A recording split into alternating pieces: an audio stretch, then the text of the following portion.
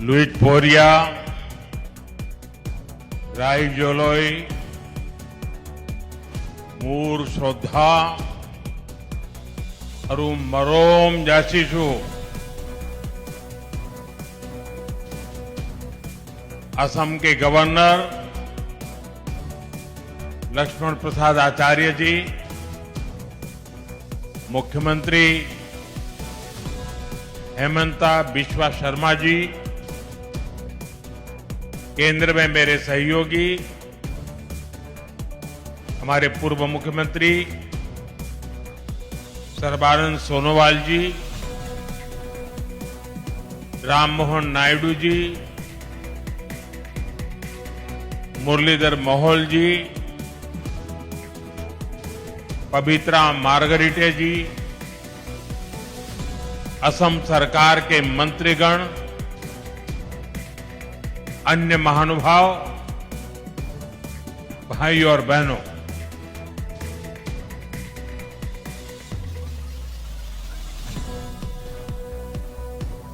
मैं अपना भाषण शुरू करूं उससे पहले मैं आप सबसे एक प्रार्थना करता हूं।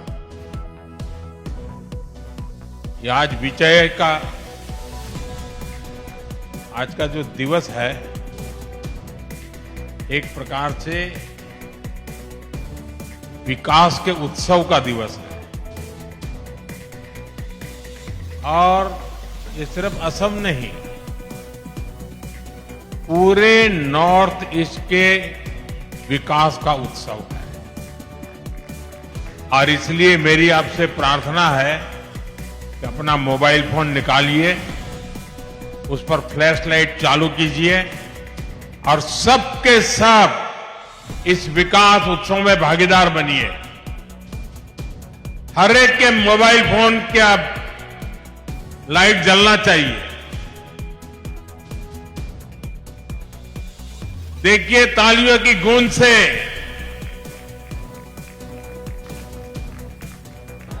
पूरा देश देखेगा कि असम विकास का उत्सव मना रहा है।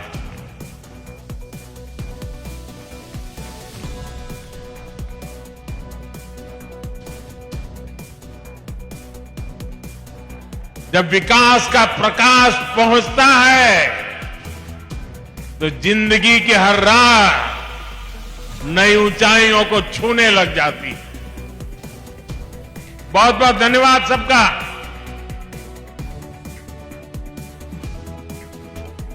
साथियों, असम की धरती से मेरा लगाव, यहां के लोगों का प्यार और स्नेह और खासकर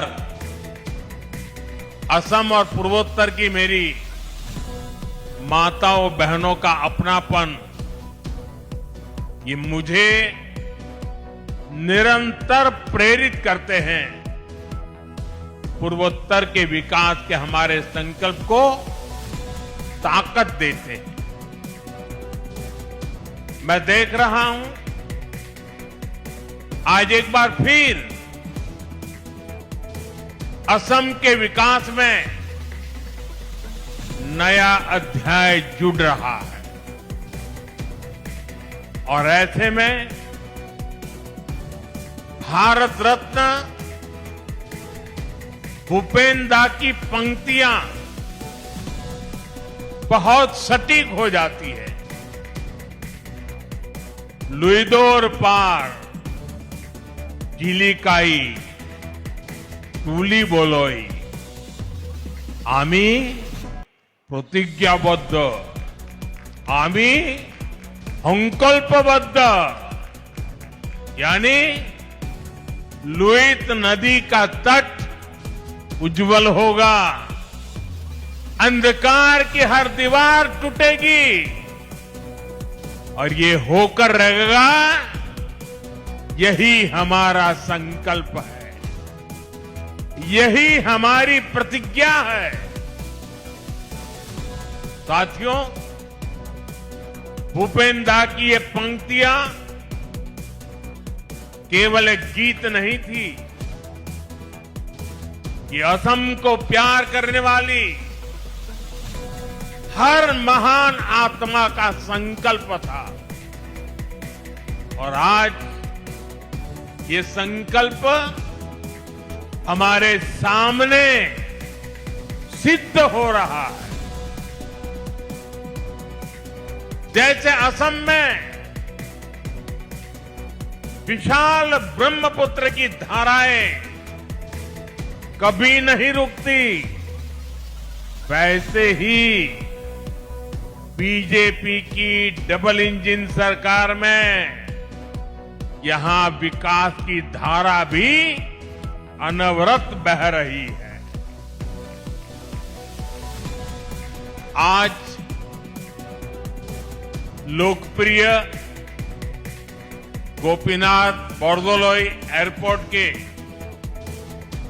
नए टर्मिनल का उद्घाटन हमारे इस संकल्प का प्रमाण है। मैं सभी असम वासियों को, देश के लोगों को इस नई टर्मिनल बिल्डिंग के लिए बहुत बहुत बधाई देता हूं। बहनों और भाइयों, अब से कुछ देर पहले मुझे गोपीनाथ बोरदोलोई जी की प्रतिमा का अनावरण करने का सौभाग्य मिला। बोरदोलोई जी असम के पहले मुख्यमंत्री थे, असम का गौरव थे, असम की पहचान, असम का भविष्य और असम के हित उन्होंने कभी भी इससे समझौता नहीं किया। उनकी ये प्रतिमा आने वाली पीढ़ियों को प्रेरित करती रहेगी, उनमें असम को लेकर गौरव की भावना जगाएगी। साथियों, आधुनिक एयरपोर्ट जैसी सुविधाएं, कनेक्टिविटी का आधुनिक इंफ्रास्ट्रक्चर ये किसी भी राज्य के लिए नई संभावनाओं और नए अवसरों के गेटवे होते हैं। ये राज्य के बढ़ते आत्मविश्वास और लोगों के भरोसे के स्तंभ होते हैं। आप भी जब देखते हैं कि असम में इतने शानदार हाईवे बन रहे हैं, एयरपोर्ट बन रहे हैं, तो आप भी कहते हैं अब जाकर असम के साथ न्याय होना शुरू हुआ है। वरना साथियों, कांग्रेस की सरकारों के लिए असम और पूर्वोत्तर का विकास उनके एजेंडे में ही नहीं था। कांग्रेस की सरकारें और उनमें बैठे लोग कहते थे, असम और पूर्वोत्तर में जाता ही कौन है। कांग्रेस कहती थी असम को, पूर्वोत्तर को आधुनिक एयरपोर्ट की, हाईवेज और बेहतर रेलवे की जरूरत क्या है। इसी सोच की वजह से कांग्रेस ने दशकों तक इस पूरे क्षेत्र की उपेक्षा की। साथियों, कांग्रेस 6-7 दशक तक जो गलतियां करती रही और मोदी एक एक करके उसको सुधार रहा है।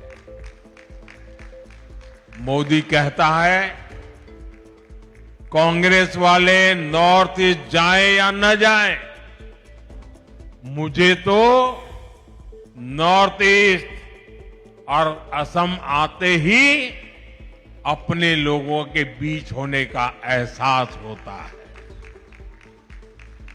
मोदी के लिए असम का विकास ये जरूरत भी है, जिम्मेदारी भी है और इसकी जवाबदेही भी है। और इसलिए साथियों, बीते 11 वर्षों में असम और नॉर्थ ईस्ट के लिए लाखों करोड़ रुपयों की विकास परियोजनाएं शुरू हुई है। आज असम आगे भी बढ़ रहा है और नए कीर्तिमान भी गढ़ रहा है।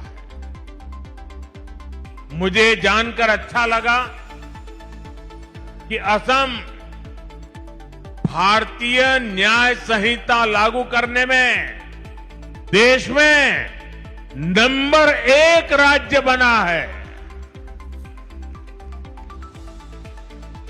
असम ने 50 लाख से ज्यादा स्मार्ट प्रीपेड मीटर लगाकर भी एक नया रिकॉर्ड बनाया है। कांग्रेस के समय में असम में बिना पर्ची, बिना खर्ची के सरकारी नौकरी मिलना असंभव था, लेकिन आज यहां हजारों युवाओं को बिना पर्ची, बिना खर्ची नौकरी मिल रही है। भाजपा की सरकार में असम की संस्कृति को हर मंच पर बढ़ावा दिया जा रहा है। मैं भूल नहीं सकता जब पिछले साल 13 अप्रैल को गुवाहाटी स्टेडियम में 11,000 से ज्यादा कलाकारों ने एक साथ बिहू नृत्य किया था। इस घटना को गिनीज वर्ल्ड रिकॉर्ड में दर्ज किया गया है। ऐसे ही नए रिकॉर्ड बनाते हुए असम तेजी से आगे बढ़ रहा है। साथियों, अब इस नई टर्मिनल बिल्डिंग से गुवाहाटी और असम की क्षमता और ज्यादा बढ़ जाएगी। इस टर्मिनल पर हर साल करीब 1.25 करोड़ से ज्यादा यात्री सफर कर सकेंगे, यानी बड़ी संख्या में पर्यटक भी असम आ सकेंगे। श्रद्धालुओं के लिए मां कामाख्या के दर्शन की सुविधा भी आसान हो जाएगी। इस नए एयरपोर्ट टर्मिनल में कदम रखते ही ये साफ दिखता है, विकास भी और विरासत भी, ये मंत्र के मायने क्या है। इस एयरपोर्ट को असम की प्रकृति और संस्कृति को ध्यान में रखकर गढ़ा गया है। टर्मिनल के अंदर हरियाली है, इंडोर फॉरेस्ट जैसी व्यवस्था है, चारों तरफ प्रकृति से जुड़ा डिजाइन है। यहां आने वाला हर यात्री सुकून महसूस करे। इसकी बनावट में बांस का खास इस्तेमाल किया गया है। बांस असम के जीवन का अभिन्न हिस्सा है। वो यहां मजबूती भी दिखाता है और खूबसूरती भी।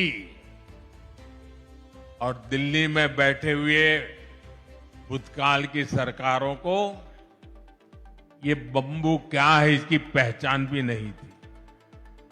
आप हैरान होंगे, 2014 में आपने मुझे काम दिया, उसके पहले हमारे देश में एक कानून था। ये कानून ऐसा था कि आप बंबू को काट नहीं सकते। अब कोई मुझे समझाए भाई, क्यों? क्योंकि उन्होंने कह दिया बंबू एक ट्री है, वृक्ष है, और जब एक बार वृक्ष कह दिया तो फिर सारे दरवाजे बंद हो गए। जबकि बाम्बू दुनिया मानती है कि ये एक पौधा है, और हमने कानून हटाया और ग्रास की कैटेगरी में जो सचमुच में बंबू की पहचान है उसमें लाया और तब जाकर के आज ये बाम्बू से इतनी बड़ी भव्य इमारत निर्माण हुई है। और आज अगर आप सोशल मीडिया देखोगे तो दुनिया भर में भारत के एयरपोर्ट की रचनाओं की चर्चा हो रही है। साथियों, इंफ्रास्ट्रक्चर के इस विकास का बहुत बड़ा संदेश भारत की विकास यात्रा की पहचान बन रहा है। इससे उद्योगों को बढ़ावा मिलता है, निवेशकों को कनेक्टिविटी का भरोसा मिलता है, लोकल प्रोडक्ट्स को दुनिया भर में पहुंचाने का रास्ता खुलता है और सबसे बड़ा भरोसा उस युवा को मिलता है जिसके लिए नए अवसर पैदा होते हैं। और इसलिए आज हम असम को असीम संभावनाओं की इस उड़ान पर आगे बढ़ते देख रहे हैं। साथियों, आज भारत को देखने का दुनिया का नजरिया बदला है और भारत की भूमिका भी बदली है। भारत अब दुनिया की तीसरी सबसे बड़ी अर्थव्यवस्था बनने जा रहा है। 11 साल के भीतर भीतर ये कैसे हुआ? साथियों, इसमें बहुत बड़ी भूमिका आधुनिक इंफ्रास्ट्रक्चर के विकास की है। भारत 2047 की तैयारी कर रहा है। विकसित भारत के संकल्प को सिद्ध करने के लिए हम इंफ्रास्ट्रक्चर पर फोकस कर रहे हैं और सबसे अहम बात यह है कि विकास के इस महान अभियान में देश के हर राज्य के हर क्षेत्र की भागीदारी है। हम पिछड़ों को प्राथमिकता दे रहे हैं। देश का हर राज्य एक साथ प्रगति करे और विकसित भारत के मिशन में अपना योगदान दे। हमारी सरकार इस दिशा में काम कर रही है और मुझे खुशी है कि आज असम और पूर्वोत्तर हमारे इस मिशन का नेतृत्व कर रहे हैं। हमने एक्ट ईस्ट पॉलिसी के जरिए पूर्वोत्तर को प्राथमिकता दी और आज हम असम को भारत के ईस्टर्न गेटवे के रूप में उभरता देख रहे हैं। असम भारत को आसियान देशों से जोड़ने के लिए ब्रिज की भूमिका निभा रहा है। ये शुरुआत अभी बहुत आगे तक जाएगी और असम कई क्षेत्रों में विकसित भारत का इंजन बनेगा। साथियों, आज असम और पूरा नॉर्थ ईस्ट भारत के विकास का नया प्रवेश द्वार बन रहा है। मल्टी मॉडल कनेक्टिविटी के संकल्प ने इस क्षेत्र की दिशा और इसकी दशा दोनों बदली है। असम में नए पुल बनाने की रफ्तार, नए मोबाइल टावर लगाने की स्पीड, विकास के हर काम की गति सपनों को हकीकत में बदल रही है। ब्रह्मपुत्र पर बने पुलों ने असम की कनेक्टिविटी को नई मजबूती और नया आत्मविश्वास दिया है। आजादी के बाद के 6-7 दशक में यहां केवल 3 बड़े पुल बन पाए थे,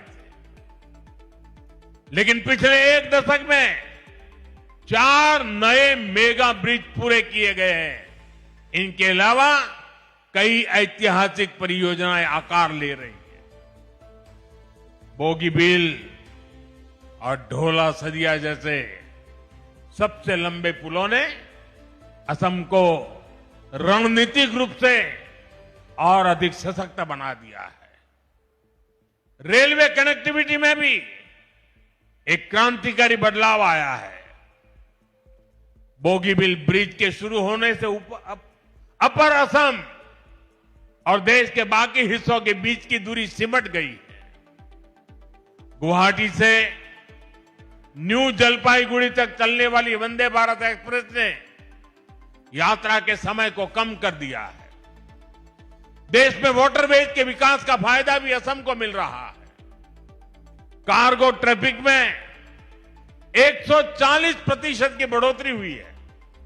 इस बात का प्रमाण है कि ब्रह्मपुत्र केवल नदी नहीं बल्कि आर्थिक शक्ति का प्रवाह है।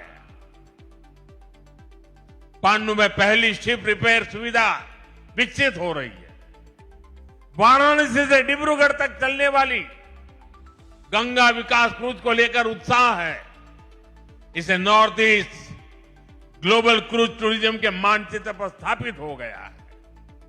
साथियों, कांग्रेस की सरकारों ने असम और पूर्वोत्तर को विकास से दूर रखने का जो पाप किया था, उसका बहुत बड़ा खामियाजा देश की सुरक्षा, एकता और अखंडता को उठाना पड़ा। कांग्रेस की सरकारों में हिंसा का दौर दशकों तक फलता फूलता रहा। हम केवल 10-11 साल के भीतर उसे खत्म करने की तरफ बढ़ रहे हैं। पूर्वोत्तर में पहले जहां हिंसा और खून खराबा होता था, आज वहां 4G और 5G टेक्नोलॉजी से डिजिटल कनेक्टिविटी पहुंच रही है। जो जिले कभी हिंसाग्रस्त माने जाते थे, आज वो आकांक्षी जिलों के रूप में विकसित हो रहे हैं। आने वाले समय में यही इलाके इंडस्ट्रियल कॉरिडोर भी बनेंगे। इसलिए आज नॉर्थ ईस्ट को लेकर एक नया भरोसा जगा है। हमें इसे और मजबूती देनी है।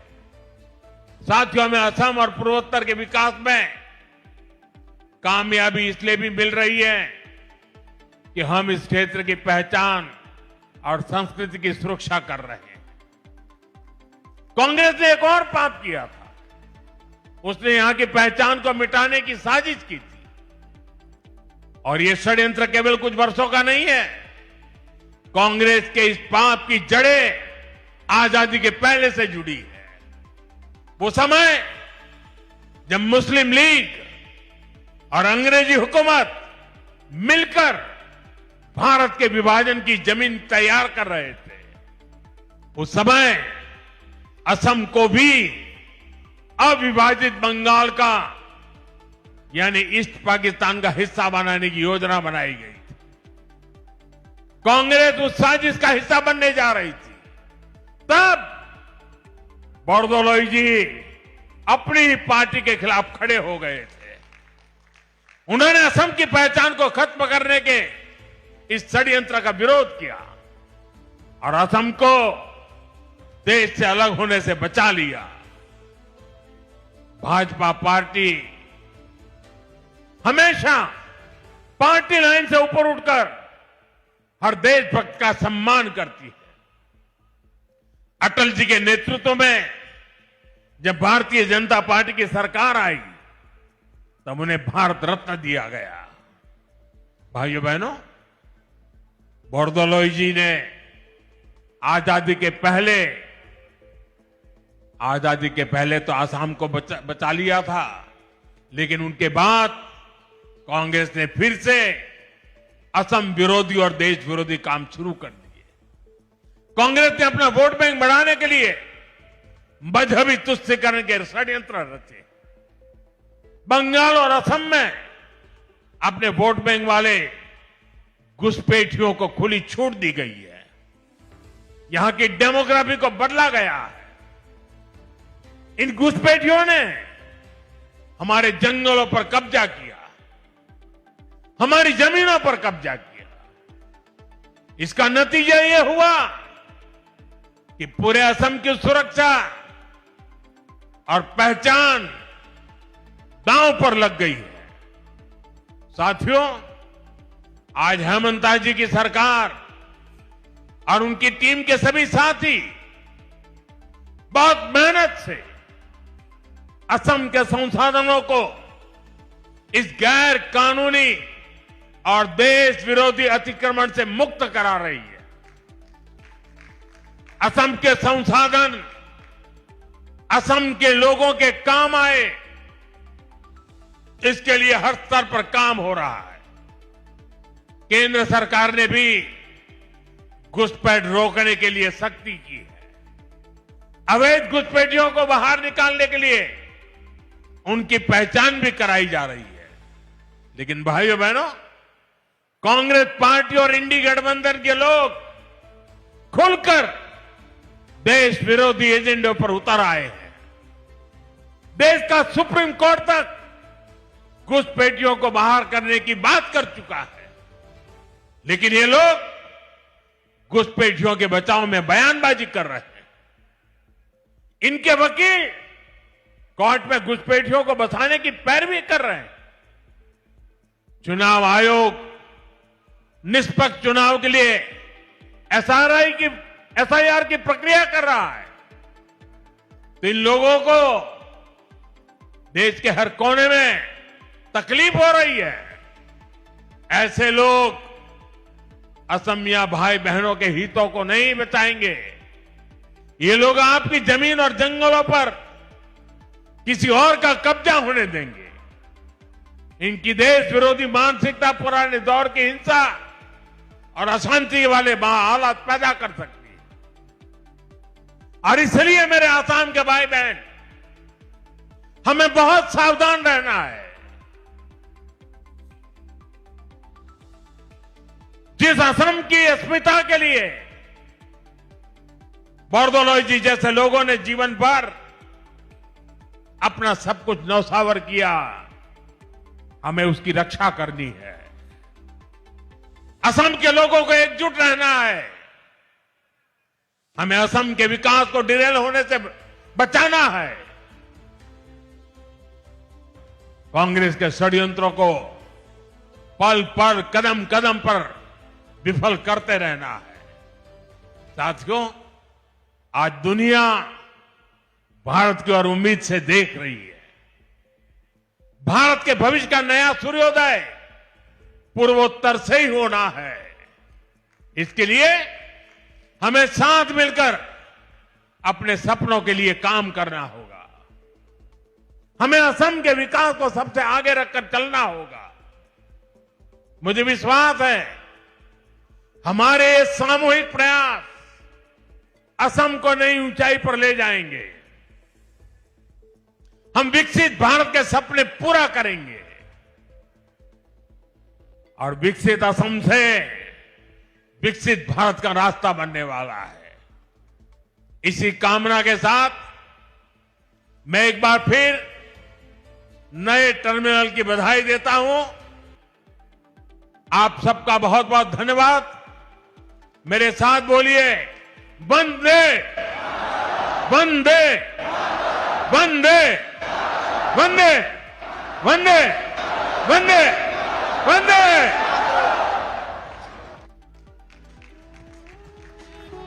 महोदय, आपके साथ गर्भित और मार्गदर्शन